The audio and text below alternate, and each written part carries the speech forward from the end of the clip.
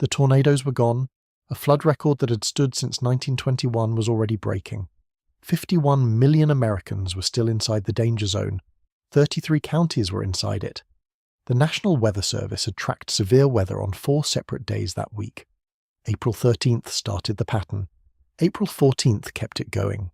April 16th brought more warnings. April 17th drove it into public memory. On April 17th alone, more than 51 million people sat inside a severe weather threat zone. That's roughly 1 in 6 Americans. It's close to the population of California. That scale matters. It tells you this wasn't one county's bad night. In Wisconsin, an EF3 tornado hit near Ringgold, with winds near 140 miles per hour. That wind can tear roofs away and throw trees like spears. It damaged or destroyed about 75 homes. The damage landed fast. The recovery did not. Some residents rode the storm out in basements. Search crews had to reach them after the tornado passed. That's where television usually ends the story. The trucks leave.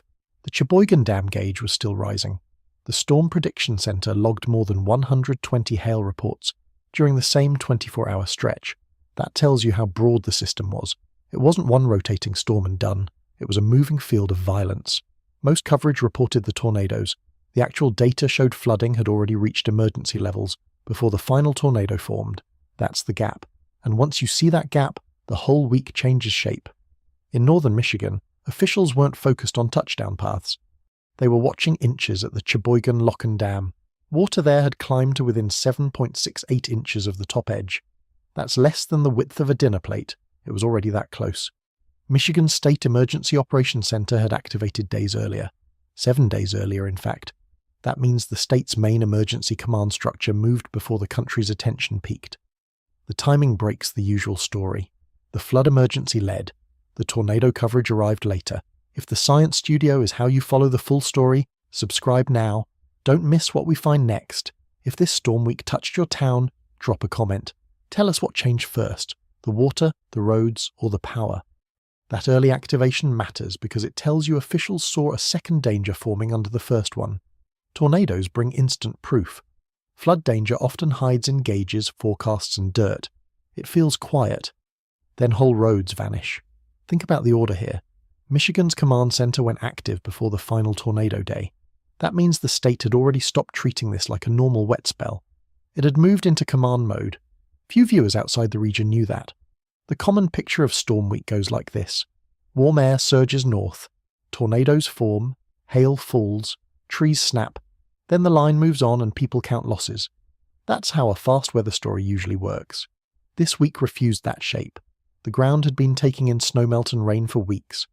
Rivers were already swollen. Creeks had already lost room. The tornadoes arrived on top of a system that was already failing. That's why the end of the tornado coverage created a false ending. The dramatic part stopped first. The slower part had not even peaked in some places. Water kept moving after the cameras left. So did risk. In Shiocton, the Wolf River reached 15.05 feet. The old record came from 1921. That record had survived wars, droughts, and generations of spring thaws. It fell anyway. It fell by nearly a foot. A record that old doesn't usually break by accident.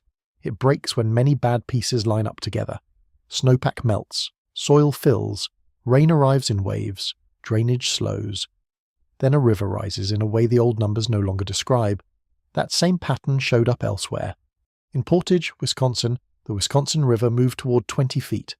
In New London, the Wolf River climbed past a record from 1979. In Michigan, the Muskegon system pushed toward levels forecasters had never previously seen. These were not local flukes. When Governor Gretchen Whitmer later signed the statewide emergency order, the listed causes started with prolonged rainfall. Rapid snowmelt came next. Straight-line winds followed. Tornadoes appeared fourth. That ordering doesn't reduce the damage tornadoes caused. It changes the frame. It tells you the state saw the flooding system as the main engine of the crisis. The tornadoes were part of it. They weren't the whole thing. Now picture the living room viewer in Wisconsin or northern Michigan. You watch the storm clip. You see the worst damage. You hear the wrap-up. Then you go to bed believing the region is entering cleanup. In some towns, officials were still measuring how close water stood to the top of a dam, and inches count when dams and levees enter the story. Tornadoes use miles per hour. Flood systems use feet and inches. Those smaller numbers sound calmer. They aren't. When the gap closes to inches, a community can move from warning to evacuation with almost no visible drama. That was the second disaster. It grew in plain sight, but in a different language. It spoke through gauges, crest forecasts, and emergency orders. Unless you knew where to look, you missed it. Most people did. One more detail sharpens the contradiction. Michigan's governor declared a statewide energy emergency before the final tornado even formed. That order came because flooding conditions disrupted the U.S. Energy Cheboygan terminal. So while TV still treated this as a storm story, the state had already marked it as an infrastructure story. That shift from weather to infrastructure changes the stakes for everyone at home. Weather breaks windows, infrastructure failures cut power, close roads, stop fuel deliveries, and trap floodwater in place. Those effects last longer. They spread farther. They reach people who never saw a tornado. The first shock came from the sky. The second came from the fact that the region could no longer drain. That second part never made for better television. It made for longer damage. It made for harder choices. It made the week more dangerous after it looked finished. So when the tornado stopped, the real question wasn't how many funnels had touched down. The real question was how much water the land could still hold. By then, in many places, the answer was none. Michigan's governor declared an energy emergency before the final tornado even formed. Michigan's governor declared an energy emergency before the final tornado even formed. That only makes sense once you see how early the flood foundation formed. The storms didn't create the flood crisis from nothing. They completed a process that had started weeks earlier. The key fact sits below the headlines. Snowpack across parts of Wisconsin and Michigan ran deep into early spring. Then warmth arrived fast. Snow that would usually leave in stages started leaving in a rush. That water went into the ground first. Ground can act like a safety valve. It can take in rain, hold it, and release it slowly. That system works when the soil still has room. This soil didn't. By the time the storms arrived, the sponge was already soaked. The National Weather Service had issued a flood warning for the Muskegon River below Croton Dam before the April 13th storm run began. That's important. The warning came before the full severe weather sequence. The river had already entered a different story. Forecasts at Newaygo called for 16.5 feet. The previous record there was 15.1 feet. That's not a routine crest. That's a forecast that clears the old top by 1.4 feet. In flood terms, that's a huge jump. Near Bridgerton, forecasters projected 18 feet. The previous record there stood at 16.8 feet. Again, the new forecast didn't just touch the old line, it pushed well beyond it. The system saw trouble coming. Flood forecasters had the right tools. Their models correctly showed the Muskegon rising above old marks. The models weren't wrong. The ground was. Those soil absorption tools are built around normal spring behavior. They estimate how much rainfall the land can take before runoff surges into streams. They work best when April acts like April. This April didn't. By the time the mid-April storms hit, some areas had been soaking since February. Snowmelt had already filled the upper layers, then heavy rain piled on top. The National Weather Service confirmed parts of Michigan and Wisconsin received more than a month's worth of rainfall in just days. That's too much. The land couldn't take it. Once the ground reaches that point, the math changes. A moderate rain doesn't behave like a moderate rain anymore. It behaves like direct runoff. The water skips the slow route. It heads straight for ditches, creeks, and rivers. You can picture the difference at home. Pour water onto dry dirt and some of it disappears. Pour water onto packed mud and it runs off immediately. That's what much of this landscape had become. A packed, wet surface with no room left. The Wisconsin River showed the same setup. Flood stage at Portage is 17 feet. Forecasts pushed it to 20.3 feet by April 15th. It later peaked at 20.47. The river didn't just rise past concern, it rose deep into major flood territory. That matters because flood systems rely on delay. Dry soil delays runoff. Small channels delay bigger channels. Wetlands delay river surges. When all those delays shrink at once, water reaches the main rivers faster. The whole basin loses time. Most coverage treated the storms as cause and the flooding as effect. The actual sequence ran deeper. The flood engine was already running before the strongest storm day. The storms fed it. They didn't start it. That's a very different kind of danger. Forecasters could name crests and river stages. They could track what rivers would likely do next. They had less power to change the deeper fact that the land had stopped absorbing normally. Once that happened, Every new band of rain carried more force downstream. Even small additions mattered. Warmth played a bigger role than many viewers realised. The National Weather Service Green Bay office confirmed the city lost a 20-inch snowpack in just over a week. That's a lot of stored water. It didn't vanish, it moved. That snowmelt spread across the basin before some of the biggest rains arrived. So when later storm bands crossed Wisconsin and Michigan, they landed on land that had already spent much of its storage. The storms were the visible push. The melt was the quiet setup. That's why records started falling at gauges with old, widely spaced histories. These old records came from different years and different storm types. One gauge might carry a mark from 1979. Another might hold one from 1921. Breaking many of them together means the whole foundation changed. Flood systems are supposed to spread stress over time.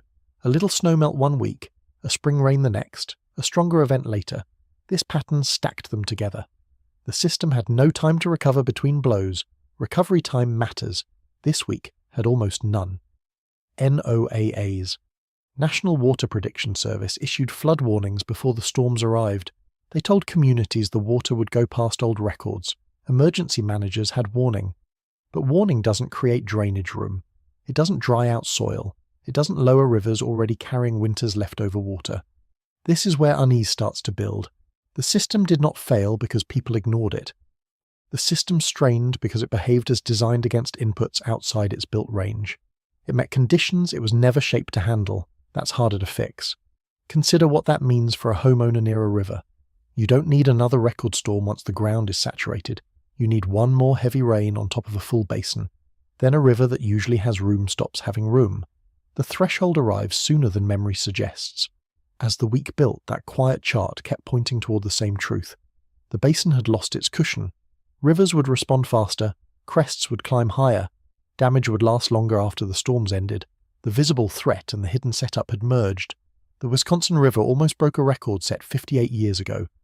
That fact lands harder once you understand the lead-in. The river didn't get there from one burst of rain. It got there through stored winter water, sudden warmth, repeated storms, and soil that had stopped helping. Every part mattered.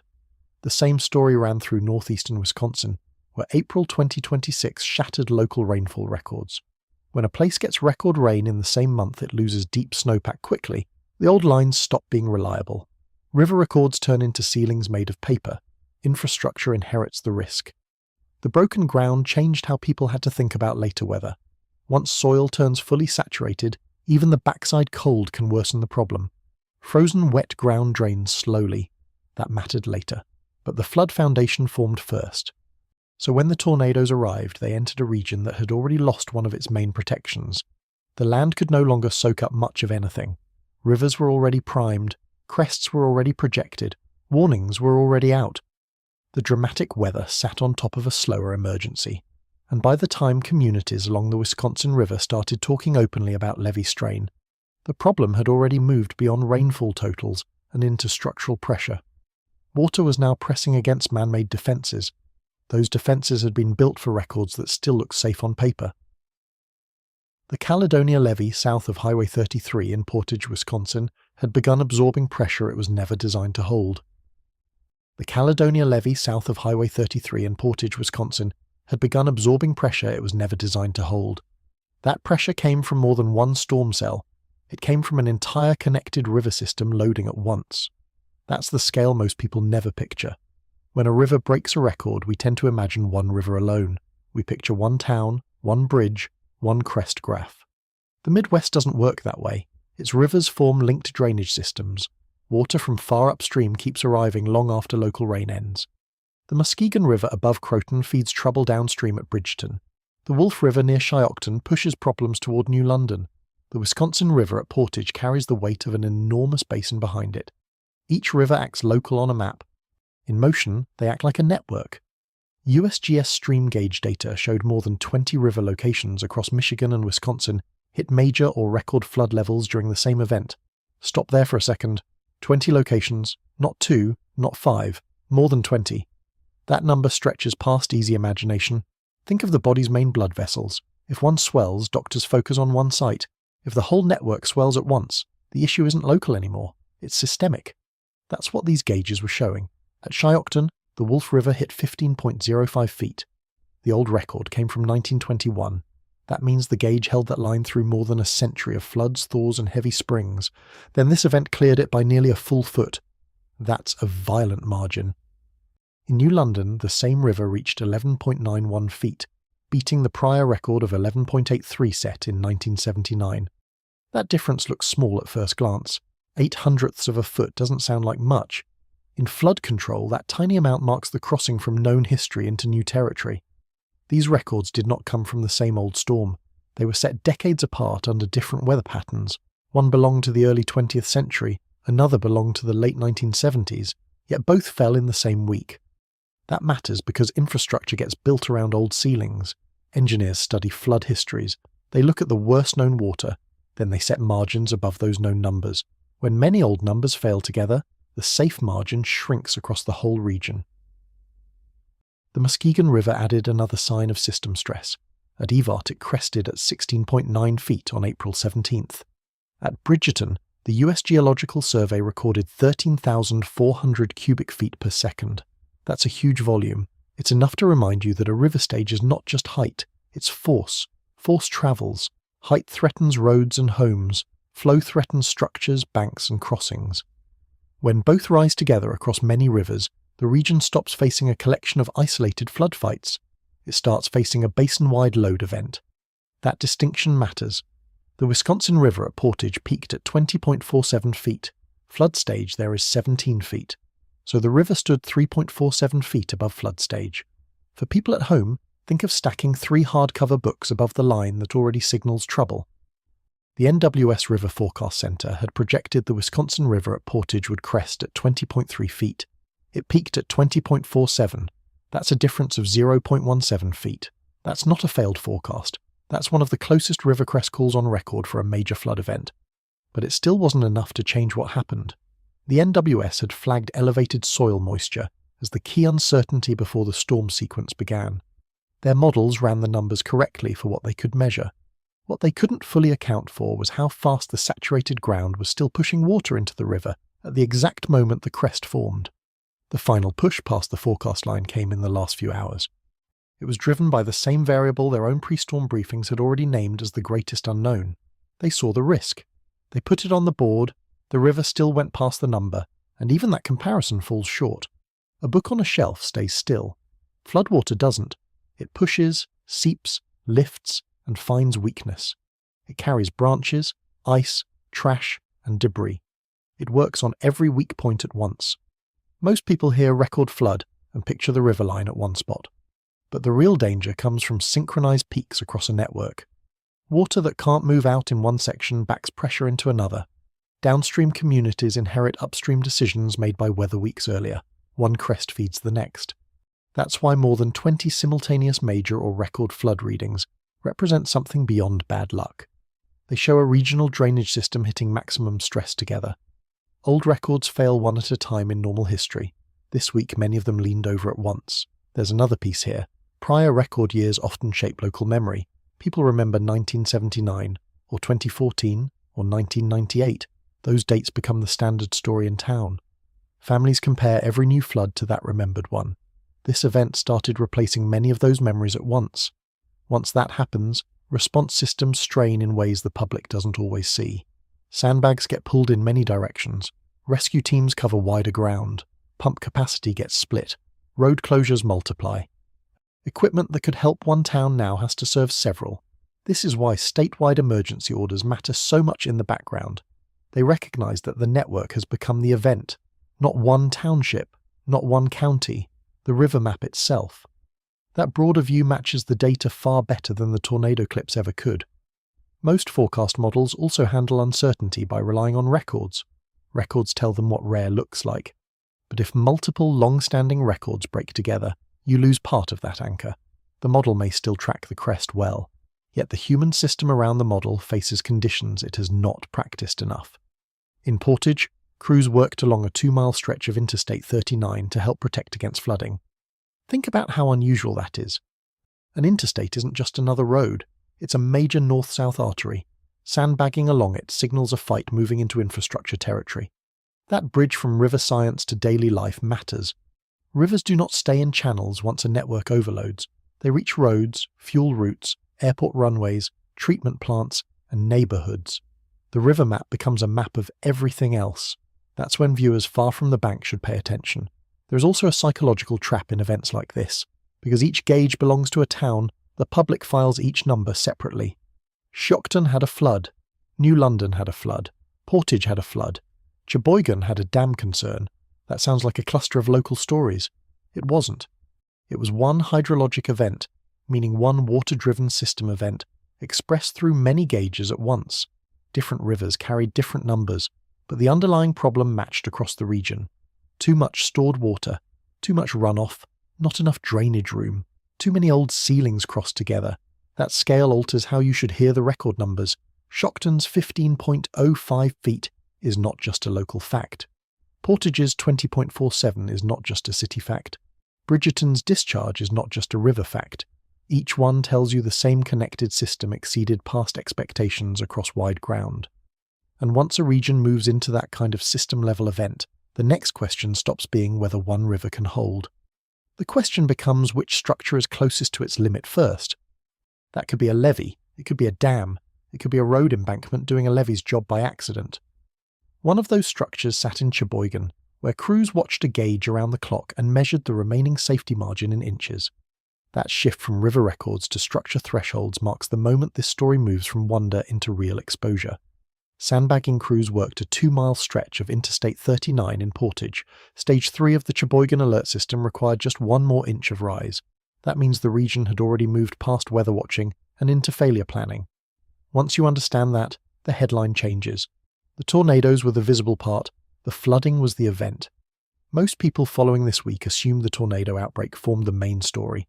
That's a reasonable assumption. Tornadoes produce pictures television can use instantly. Twisted metal, broken homes, and spinning radar hooks fit the medium. Flooding does not.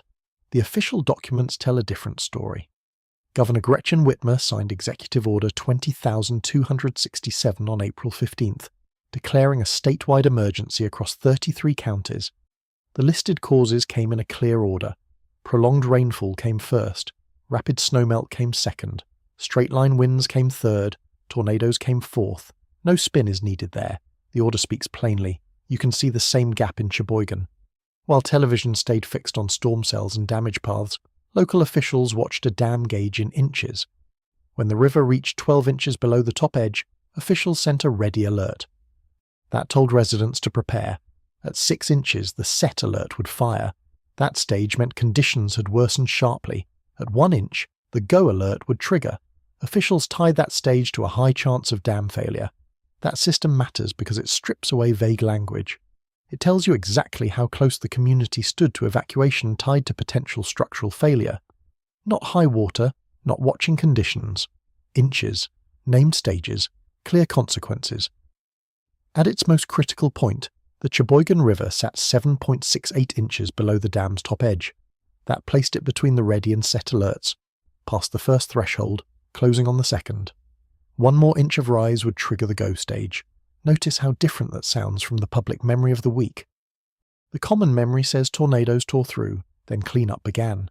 The local reality in Cheboygan said crews were tracking whether a dam complex might move closer to failure stages. Those are very different realities. The governor's documents deepen the reframe even more. On April 14th, Whitmer declared a statewide energy emergency. That order did not come from tornado damage. It came after a weather-related supply disruption at the U.S. Energy Cheboygan Petroleum Terminal. Flood conditions drove that disruption. The terminal sits near the mouth of the Cheboygan River and downstream of the Lock and Dam complex.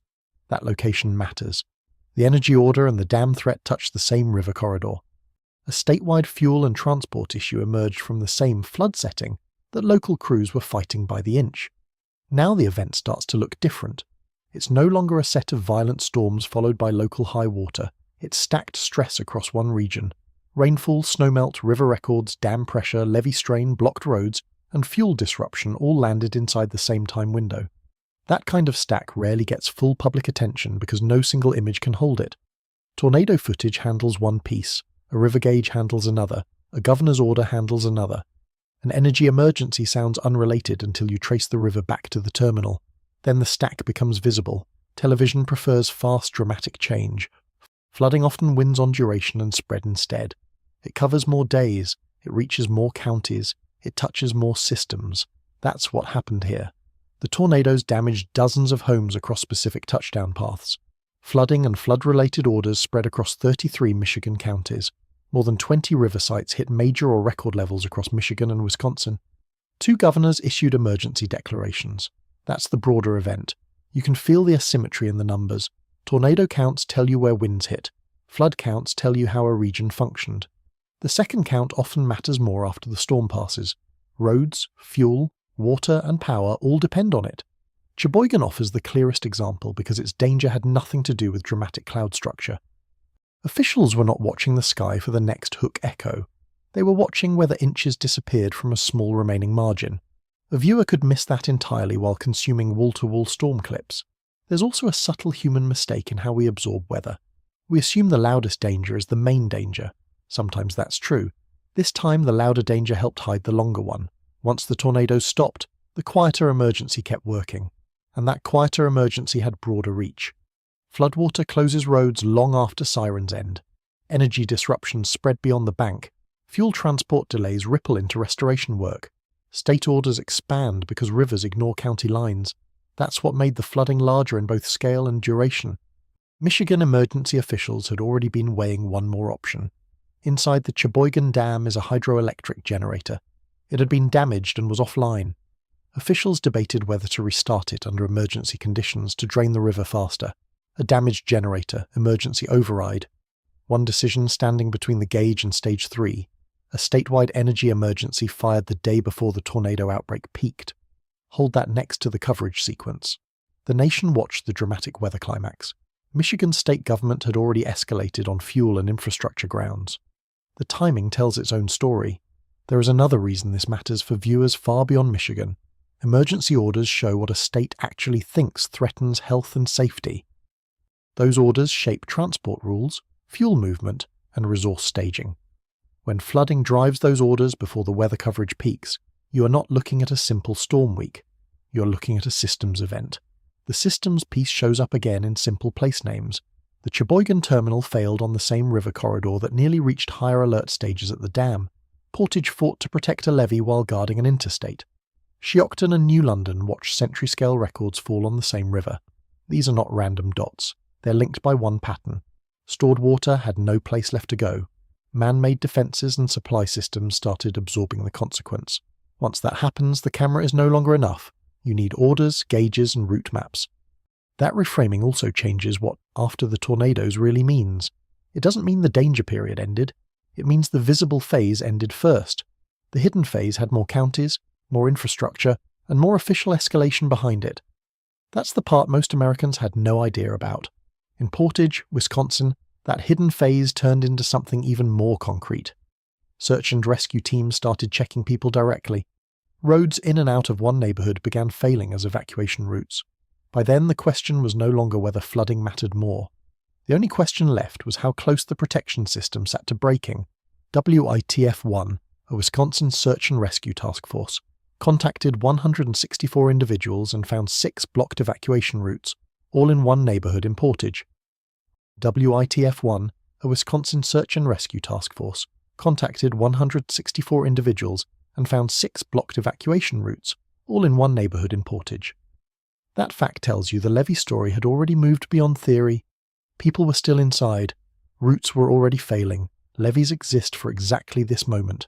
They hold rivers back when rivers rise beyond their banks. That is their job.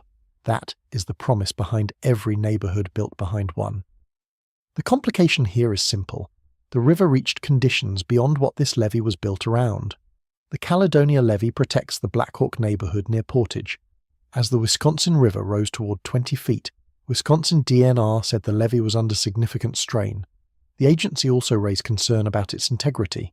That's direct language. It means officials no longer treated the structure as comfortably inside design assumptions. Flood stage on the Wisconsin River at Portage is 17 feet. The river peaked at 20.47 on April 17th. That's 3.47 feet above flood stage. That margin matters. Water doesn't need a dramatic breach to create disaster. Sustained pressure alone can change everything. Levees rarely fail like movie props. They don't always split open at the obvious point. Water often starts with seepage. It pushes from below.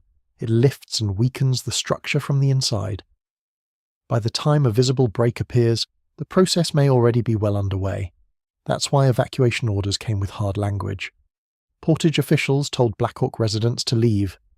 They also warned that if people stayed, emergency vehicles might not be able to reach them. That changes flood response from nuisance to exposure very quickly. Once access goes, time gets short.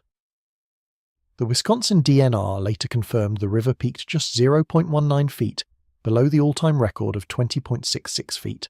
That's only a little over 2 inches. 2 inches. So the river came within 2 inches of the highest level ever recorded there. Numbers that small can sound harmless outside flood work. They are not harmless inside it. When a structure already faces significant strain, 2 inches can mark the line between hard pressure and something worse. It can mark the difference between controlled evacuation and uncontrolled movement. The response in Portage showed how far outside routine planning officials had moved. Crews sandbagged a 2-mile stretch of Interstate 39 at the Highway 33 exit. That is not a standard image of river defense. It is an emergency adaptation using the road corridor itself as part of the protective system. Interstates are built to move people and goods, not to serve as improvised flood walls. Yet that is what the situation demanded. Once responders start protecting a federal highway with sandbags, you know the flood has reached past neighborhoods into regional movement. The stakes spread. The Black Hawk neighborhood saw the direct result. Lake Road and Black Hawk Road took some of the worst flooding. Some homes became reachable only by boat. That is a blunt shift in daily life. Streets turned into channels. Driveways became dead ends. WITF-1's numbers make the situation even clearer. The task force evacuated 1 resident, contacted 164 others, and found 6 blocked routes. 1 blocked road is a problem. 6 blocked routes in one neighborhood tells you the transport grid had begun to unravel locally. Evacuation works until escape paths start disappearing. Here's the broken system in plain form. The levee was designed to protect the neighborhood. Under this load, it forced the neighborhood out before anyone knew how much internal stress it had absorbed. The protection system still stood, yet daily life behind it had already failed. And Portage was not the only place dealing with a structure under pressure. In Cheboygan, officials explored an emergency restart of a previously damaged hydroelectric generator inside the dam complex. The reason was simple. They wanted to increase outflow and drain the river faster than nature alone would allow. That is an extraordinary position to reach. A damaged generator usually stays offline until repairs settle the risk. Here, officials weighed whether restarting it under emergency conditions could reduce a larger danger. That tells you how narrow the margin had become. The system had moved into trade-offs. The countdown in Cheboygan sharpened everything. The go alert for likely dam failure sat just 1 inch above the next key threshold. 1 inch. The community's safety planning had compressed into a space smaller than a finger joint. That is how close the margin had become. In Portage, the countdown looked different. It played out through hours of sustained river pressure, rising seep concern and shrinking access. The consequence of that countdown also sat in plain words. If people stayed, emergency vehicles might not reach them. When that window closes, rescue becomes chance.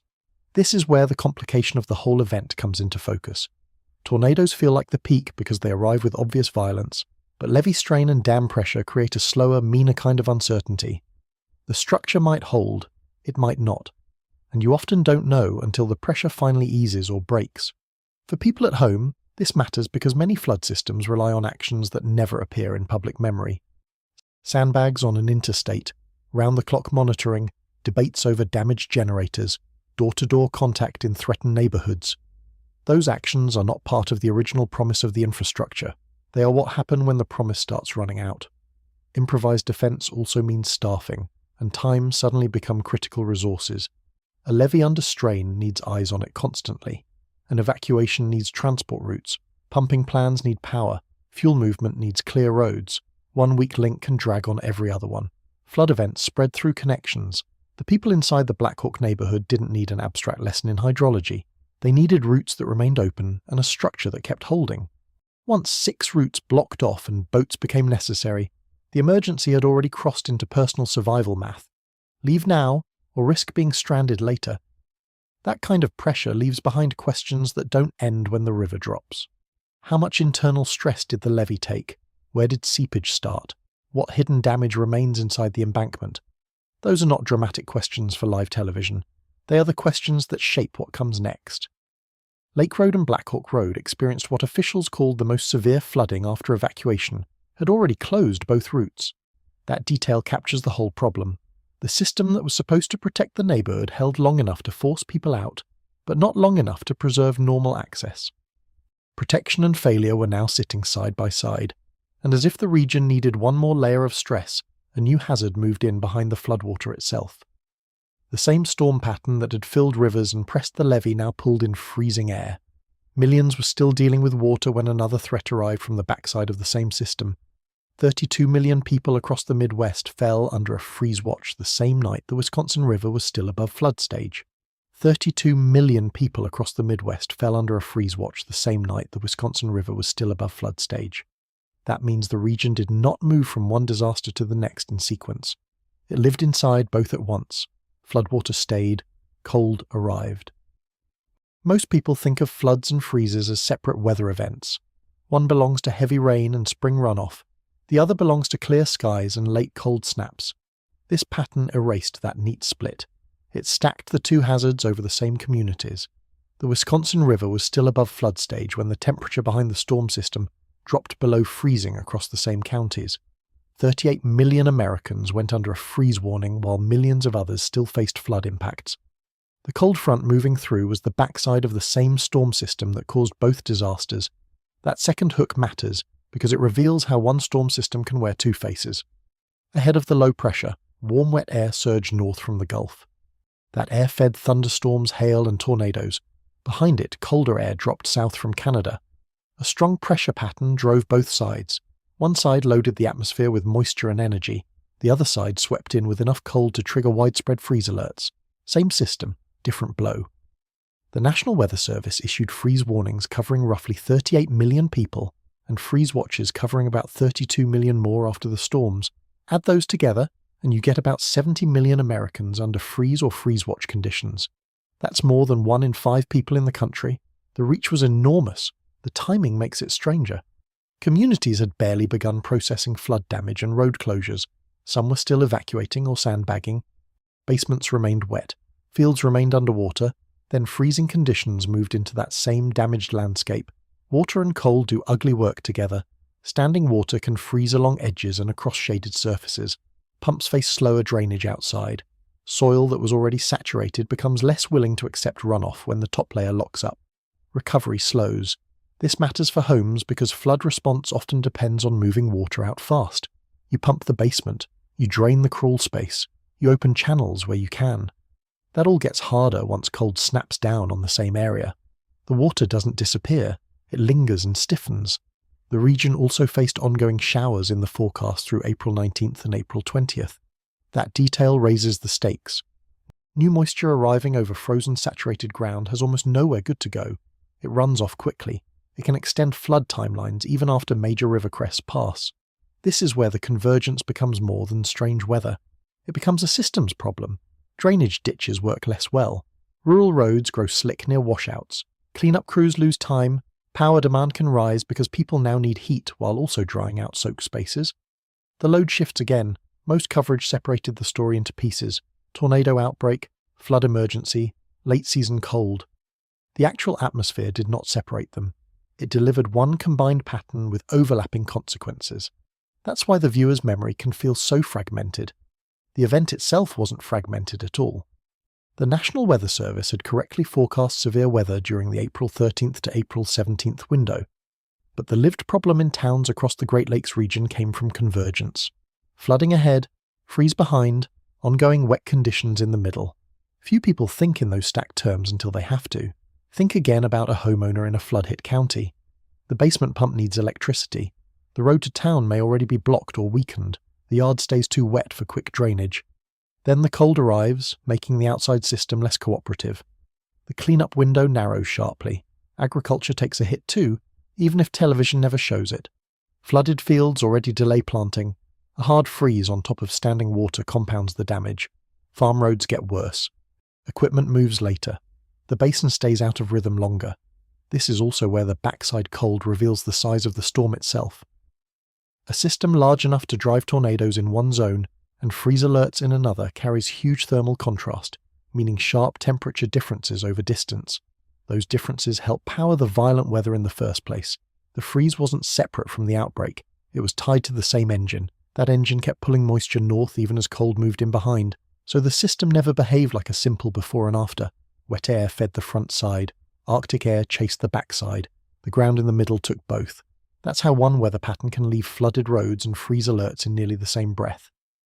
For viewers at home, the personal consequence comes down to time and options. Drying out a home takes labour, power, open roads, and some break in the weather. This pattern offered very little of that. Even as river levels began to ease in some places, the cold raised the cost of every hour lost. There is also a strong lesson here about weather memory. People tend to remember the first spectacular thing they see. The tornado footage takes that slot, but the communities living through the event remember the stack. First the rain, then the river, then the evacuation, then the cold. Real life holds the whole chain. That chain reached energy use as well. Cold increases heating needs. Flooding increases pump use and repair needs. Utility crews face harder travel. Fuel transport faces detours.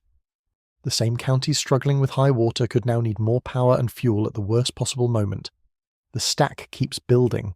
Ongoing showers were still forecast through April 19th and 20th on top of ground that was already frozen and saturated.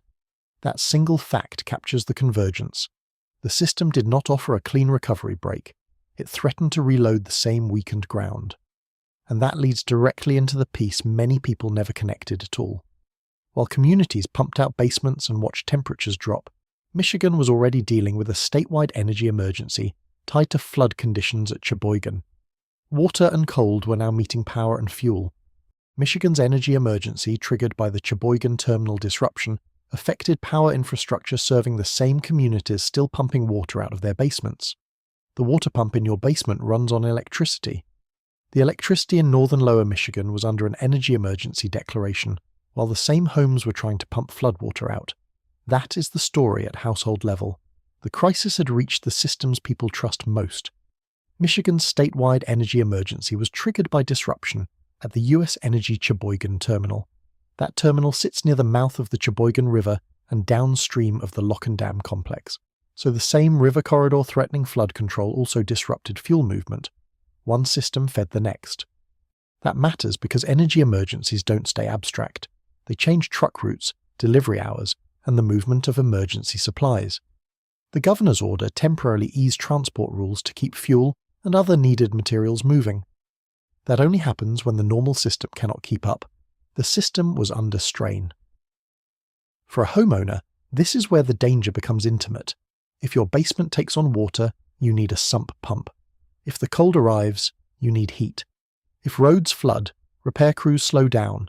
If fuel transport gets disrupted, every backup plan grows weaker. The 33 counties in Michigan's emergency order were not empty map space. They included roads, water systems, utility corridors, hospitals, and treatment plants serving northern lower Michigan. Once floodwater spreads through that kind of network, risk stops being local. It attaches to the ordinary things you expect to keep working. Road flooding matters more than most people think. Closed roads do not only trap residents, they also interrupt the routes fuel trucks, line crews, and emergency supplies need. A flooded road can start a chain reaction that reaches much farther than the water line itself. Water treatment plants sit inside that chain. Many can run on backup generators when grid power fails, but backup power depends on fuel. Most municipal treatment plants carry only limited emergency fuel, often around 24 to 72 hours. After that, the question becomes resupply. If flooded roads or fuel shortages delay that resupply, the margin narrows quickly. People often assume water service will simply continue unless the plant itself floods. That is not always how failure works. Sometimes the weak point is the fuel that keeps the backup system alive. That detail should stay with you. The same logic applies to levees. Communities behind levees trust that someone already did the math for the worst likely flood. Usually engineers base that math on the historical record. They ask what the river has done before, then they build some margin above it. This week changed those ceilings. The Wolf River in Shiocton broke a 104-year record by nearly a foot. The Wisconsin River at Portage came within 0.19 feet of its all-time record. Those old numbers no longer sit where they used to sit. That means some design assumptions just moved. People rarely think of records as living parts of infrastructure, but they are. Records shape maps, insurance decisions, levee heights, drainage plans, and emergency training. When the record changes, the quiet foundation under those choices changes too. Often nothing looks different right away. The risk still has moved. Take the Wolf River example. Nearly a foot above a century-old record may not sound large when you hear it quickly. It is large. A foot is the height of a thick hardback book stood upright. Add that to the top of a levee assumption, and you realize how little free room some systems may have had. Specificity matters here, not the region's water. Your road to town, your local bridge, the treatment plant that feeds your tap, the pump under your basement floor, the feeder line that powers the pump. These are the systems this event touched. Portage showed the road risk plainly. Fire Chief Troy Haas warned that emergency vehicles could not reach parts of Black Hawk if residents stayed. That is a sentence everyone understands instantly. It means that after a certain point the system can no longer come get you. You are on your own. That warning came while people were still inside the area. It came while the levee stood under strain. It came while routes were blocking off. This is how personal fear actually forms. Not from dramatic adjectives, from specific nouns and lost options. What happened in Portage also matters for people far outside Wisconsin. Many American communities sit behind aging levees or near drainage works built around historical patterns. Most of the time, that history seems stable. Then a week like this arrives and changes the top line. Suddenly the old protection looks less settled. The same thing applies to dams and lock complexes. Cheboygan's alert stages existed because officials knew how serious overtopping risk could become. A few inches separated preparation from sharper emergency action. Imagine hearing that while the same river corridor disrupts the fuel system feeding your broader region. That is not a distant science story. That's home function. Utility corridors also deserve more attention than they get. Power lines, substations, access roads, and service yards all depend on dry ground and clear travel routes. Flooding can slow repairs even when the poles stay standing. Add late cold, and crews face harder conditions while demand can rise. This is why the flood story reaches beyond flooded houses. It reaches anyone who depends on linked systems built for older baselines. A baseline is just the usual pattern planners used when they built. When rainfall, snowmelt, and river heights step beyond that pattern, you do not need a levee breach to feel it. You only need the system margin to shrink. Portage Fire Chief Troy Haas confirmed emergency vehicles could not reach parts of Black Hawk while people were still inside. That sentence should sit right next to the broader data.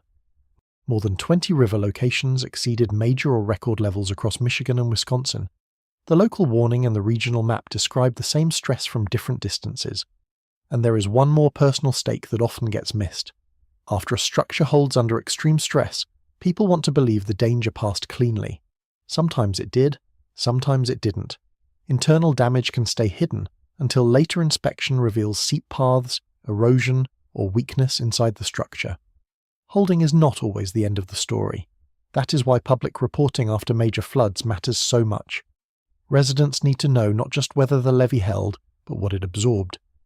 They need to know whether the dam stayed safe, whether the roads need rebuilding, and whether the utility and water systems used margins they cannot easily replace. Those answers determine the next flood, not the last one. The number of locations where rivers exceeded major flood stage across Michigan and Wisconsin was more than 20. The number of levee structural integrity assessments confirmed complete, as of April 20th, had not yet been reported. The number of levee structural integrity assessments confirmed complete, as of April 20th, had not yet been reported. That gap matters because this story now turns from what the water did to what the region learned. The event left behind clear facts. It also left behind blank spaces. What is confirmed already tells a sharp story. The Wisconsin River at Portage peaked at 20.47 feet on April 17th. That was the second highest level ever recorded there. It came within 0.19 feet of the all-time record. The Wolf River in Shiocton broke a flood record that had stood for 104 years. The Wolf River in New London also moved past its prior record. The Muskegon River set all-time marks in Michigan. More than 20 river locations across Michigan and Wisconsin reached major or record flood levels during the same event. 2 governors issued emergency declarations tied to the broader disaster. Michigan also declared a statewide energy emergency. In Portage, crews sandbagged a 2-mile stretch of Interstate 39. In Cheboygan, officials weighed restarting a previously damaged generator inside the dam complex to push more water out. One confirmed death came during the storm sequence. A 41-year-old man in Wisconsin died after lightning struck him. That loss should not disappear behind the larger system story. It reminds you that even when the flood becomes the deeper event, the storms themselves still took a human toll. What is also confirmed is the mismatch between public memory and official record. Public memory fixed on tornado footage. Official orders placed prolonged rainfall first, rapid snowmelt second, straight-line winds third, and tornadoes fourth in Michigan's statewide emergency declaration. The government record preserved the event differently than the headline cycle did. That difference matters because it affects what people prepare for next time. If the public remembers only tornadoes, then the larger lesson gets lost. The real lesson sits in stacked events across one region. Deep snowpack, fast melt, saturated soil, repeated heavy rain, rivers over old marks, infrastructure strain, cold arriving behind the flood. The confirmed data also shows how close protection systems came to their edge. The Cheboygan alert system had staged triggers at 12 inches, 6 inches, and 1 inch below critical top levels. The river reached 7.68 inches below the top edge. That put the community between one warning stage and the next sharper one. Inches carried the difference. In Portage, the Caledonia-Lewiston levee held while under significant strain. According to Wisconsin DNR, the Black Hawk neighborhood still evacuated. Roads flooded. Some homes became accessible only by boat. WITF-1 found 6 blocked evacuation routes in that single neighborhood. So even without a breach, the structure's stress had already pushed daily life beyond normal function. What is not confirmed matters just as much. Public reporting had not yet released the internal structural assessment for the Caledonia levee after sustained overstress. That means residents could see that the levee held. They still could not see what it might have suffered inside. Those are two different kinds of safety. The same uncertainty applies more broadly. Wisconsin DNR said waters began receding on April 19th, while road closures remained and damage assessment continued. But the public still lacked a complete picture of how many flood defences, access roads, culverts, and support systems had taken hidden damage across the wider event zone. Receding water is not the same as a completed assessment. There are also unanswered scale questions. WITF-1 documented 6 blocked evacuation routes in one neighbourhood. How many similar route failures happened across the more than 20 heavily affected river communities? Public reporting had not yet answered that. The local example likely was not unique. Federal status also remained unsettled. As of April 20th, a federal FEMA disaster declaration for affected Wisconsin counties had not yet been confirmed publicly. Michigan had a statewide emergency covering 33 counties. Wisconsin's comparable federal recovery status was still under review. That gap matters for funding, inspection, and long recovery work. The larger meaning sits in the records themselves. Levees and flood planning across the Great Lakes region rely on historical data. Historical data tells planners what rare used to look like. This event pushed multiple places beyond those old marks at the same time. Once that happens, planning baselines must face a harder question. Were the old records still enough? That question does not need dramatic language. It needs honesty. A river record stood for 104 years in Shiocton. It fell. The Wisconsin River nearly reached its all-time record in Portage. More than 20 locations hit major or record levels together. Those facts alone tell you that the old ceiling changed.